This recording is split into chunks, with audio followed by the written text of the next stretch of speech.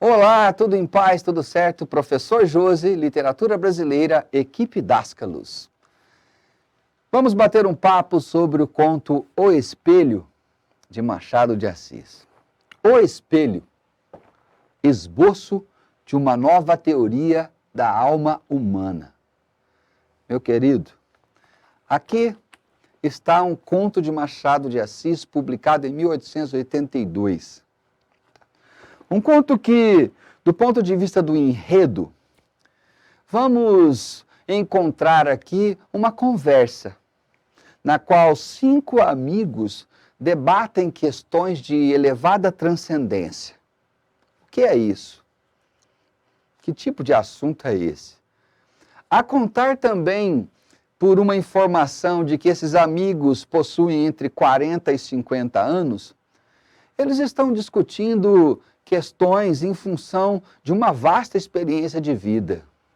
São pessoas maduras, portanto, discutindo questões adultas e maduras sobre a existência, sobre a natureza da alma humana. E, inclusive, essa questão, quando discutem a natureza da alma humana, é que um dos participantes é ativado a argumentar com um pouco mais de intensidade. Jacobina é o personagem, o nome desses 4 cavaleiros que aparece é o nome do Jacobina. E ele é convidado a expor, a discutir.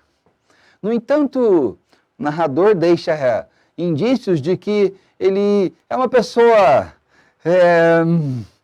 cáustica, assim ele define, é um casmurro. E dessa maneira ele evita discussão. Para ele, a discussão é uma forma polida do instinto humano.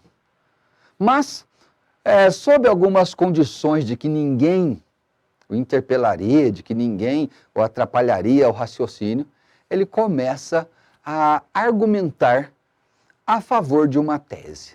Que tese é essa? Toda criatura humana tem 2 almas, uma externa e uma interna. Uma que olha de dentro para fora e uma que olha de fora para dentro. E as 2 são responsáveis por dar vida ao homem. Certo? Que é, metafisicamente falando, uma laranja. É uma comparação tirada do conto. As 2, tanto a alma interna quanto a externa, são necessárias. E aí ele começa a elencar. 2 almas, uma interna e uma externa. Ele começa a dar exemplos que já conheceu uma senhora que a alma externa mudava algumas vezes por ano, de acordo com a estação. A alma externa pode ter, segundo a obra, um botão de camisa, pode ser uma dança, um jogo, um homem, muitos homens, outras pessoas, pode ser um hábito. Aquilo que fazemos que nos deixa feliz. Por exemplo, a leitura, os livros podem ser a minha alma externa. Certamente você tem as suas almas externas. São atividades que, ao executá-las, você sente bem. Elas te dão vida. E existe também a alma interna, que é a natureza, a sua essência. Vamos então nessa dicotomia da essência versus a aparência. Vamos representar aqui uma premissa do realismo. O realismo trabalha muito com desvendar esses mistérios entre a essência e a aparência. Então vamos tomar aqui algumas almas externas como sendo as aparências e a alma interna como sendo a nossa essência. E assim, ele eleva o seu discurso, mas ele prefere dar um exemplo que ele mesmo experienciou. Um fato que aconteceu quando ele tinha 25 anos. No momento em que ele foi, digamos, aprovado, aceito para compor a Guarda Nacional. Certo? E para ele, um homem pobre aos seus 25 anos, compor a Guarda Nacional era uma honra para ele e para a sua família.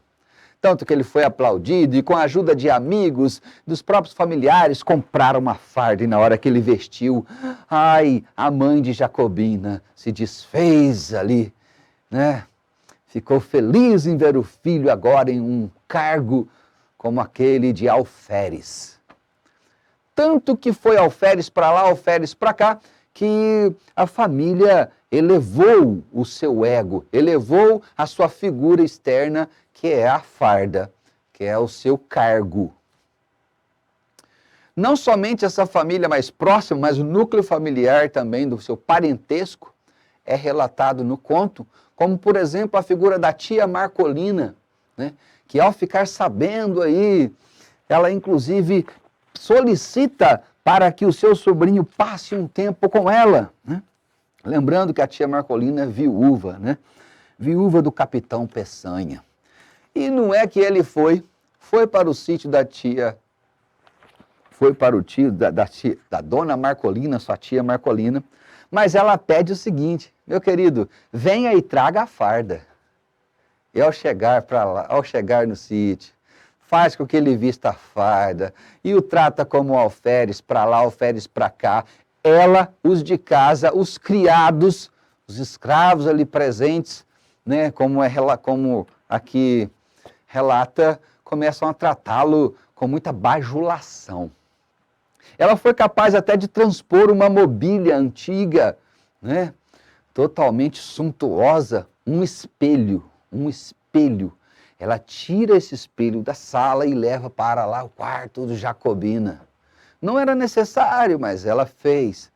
E é justamente esse espelho que nos leva a alguma leitura mais aprofundada. O espelho é capaz de nos refletir, nos representar. Aquilo é uma imagem, aquilo não é você. Aquilo talvez incorpore e concretize a sua alma externa, que também te dá satisfação, ok? Mas ela pode faltar, e é o que vai acontecer. Solicitada a amparar uma filha que está doente, ela deixa o sítio nas mãos de Jacobina. Ele fica sozinho ali com a criadagem, né? E inclusive a criadagem o passa para trás. Os escravos fogem e ele passa alguns dias sozinho lá no sítio. Isso quer dizer que ninguém está ali para bajulá-lo. Ninguém está elevando lisonjas, ninguém está ali, digamos, puxando o seu saco. Não. Agora ele começa a sentir falta do alferes para lá, seu alferes, ai, feliz da moça que casar com o seu alferes, porque todos o tratavam pela sua posição social, todos tratavam pelo seu cargo, mas aqueles, o olhar externo que o tratava assim, morreu. O olhar externo que o tratava assim, afastou. Ele se encontra sozinho e começa a sofrer uma solidão em função da falta da sua alma externa. Alguma coisa aconteceu, algum incidente aconteceu e a sua alma externa sumiu. Ele convive agora só com a interna. Ele chega a relatar em intertextualidades profundas com outras obras internacionais, fato que Machado de Assis é um expert, né? Referência nessa intertextualidade. Ele chega a relatar que essa solidão doía, né? Somente na hora do sono é que a alma externa se apaga, a necessidade da alma externa se apagava, e aí então ele se imaginava o senhor alferes, sonhava com as pessoas bajulando e era feliz, né? Bom, ele tem uma ideia. Poxa, o espelho estava lá. Se ele vestisse a roupa de alferes e ficasse diante daquele espelho, provavelmente ele se contentaria com a imagem. Apesar de relutar, ele faz, assim faz. Em algumas horas do dia, ele veste a farda de alferes e se apresenta para o espelho. Ali ele convive como que uma ressurreição dessa alma externa, como necessária à sua felicidade, que segundo a narração, faz com que Jacobina suporte a solidão por mais alguns dias ali. Certo? E interessantíssimo que nós temos aqui um conto que nos impõe um pensamento, uma discussão. O autor jacobino não gosta de discutir, mas o conto termina de uma tal maneira que nós, leitores, somos impelidos a discutir. Até porque eu vou ler aqui, ó. Com esse regime pude atravessar mais 6 dias de solidão sem o sentir. Ou seja, olhando no espelho e vendo ali essa alma externa. Quando os outros voltaram a si, o narrador tinha descido as escadas. Ou seja, ele deixa os outros 4 amigos ali e vai embora. Abandona as discussões de alta transcendência, porque ele não gosta de discutir.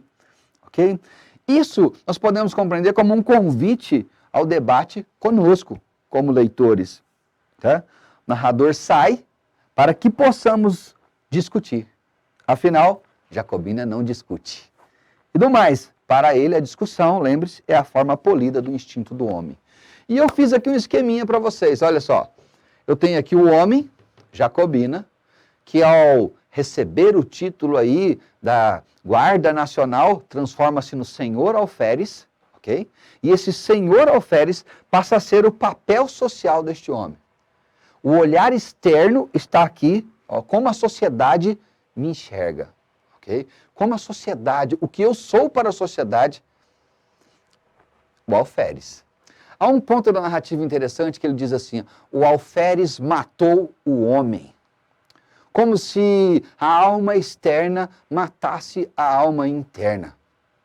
Ele não mais se reconhecia aqui. O cargo falou mais alto. Tá? As bajulações acabaram minando a natureza deste homem. Ok? As bajulações. Então, o Senhor Alferes aqui representa o que nós chamamos de externo. Externalização da minha necessidade do olhar do outro. Quando que isso passa a interferir no meu equilíbrio emocional. Deu para perceber, meu querido, que alimentando-se de uma característica típica machadiana, que é a análise psicológica, este conto, O Espelho, pode nos oferecer um amplo esboço, como ele diz agora sim, nós compreendemos um esboço de uma nova teoria da alma humana. Ele nos oferece as bases. O esboço é sempre aquele primeiro desenho. As bases para que possamos compreender quantos nós somos, quantas almas externas são necessárias para equilibrar aí a nossa vida, né? Estas almas externas que eu alimento, se por acaso elas forem aniquiladas, acontecer uma ruptura dessa alma externa, eu me sentirei bem ou vivenciarei a solidão de Jacobina? Ao que tudo indica, um homem de 40 a 50 anos, como ele é, parece que provavelmente o sucesso profissional, financeiro, não tenha sido suficiente para acabar com o aspecto cáustico e casmurro de Jacobina. Aparentemente, ele não demonstra estar ali feliz. Né? Ok? Então, um interessante ponto é isso, que o conto nos dá essa oportunidade de comparar a aparência com a essência, características típicas do realismo brasileiro, o externo e o interno. Né? Até um momento na obra em que o próprio Jacobina determina que conheceu uma mulher que trocava de alma externa sempre, certo? Beleza? De acordo com o clima, de acordo com a época. Portanto, cabe a cada um de nós, leitores, passarmos a enxergar, poxa, em que ou onde eu estou colocando a necessidade da minha felicidade de vida. Certo? O que é a minha alma externa? Quais são minhas almas externas? Elas são necessárias? Sim. As duas equilibram e são responsáveis por dar vida ao homem. Mas, se uma faltar, será que eu sei me virar?